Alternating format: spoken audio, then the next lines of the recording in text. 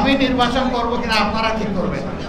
এই দায়িত্ব আপনাদেরকে আজকে দিয়ে গেলাম। জামাত কখন নির্বাচন চায়? প্রধান উপদেষ্টা বলেছেন যে এবছরের ডিসেম্বর থেকে আগামী বছরের জুনের ভিতরে নির্বাচন দিবেন। আমরা দেখতে চাই যে তিনি তার কথার উপরে ঠিক থাকবেন। আমরা দেখতে চাই না যে তিনি তার কথা বদলাবেন, এবং আমরা আস্থা রাখতে চাই যে আশা করি তিনি তার কথার উপরে থাকবেন। এখন 6 মাসের এই রেঞ্জের মধ্যে কখন সুইটেবল হবে? 2টা মাস সকল বিবেচনায় সুইটেবল হতে পারে।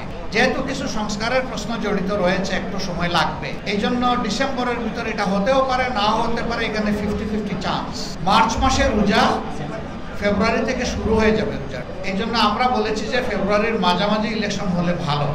যদি 1-2 মাস লাগে, আমাদের এই কথাটা কোরআনের কোনো আয়াত না যে এটা পরিবর্তন করা যাবে না, প্রয়োজন। তাহলে নেক্সট সুযোগটা হতে পারে রোজার পর এপ্রিল মাস। এরপরে আর গেলে এদেশে ইলেকশন করা খুবই জটিল হবে, কঠিন হবে।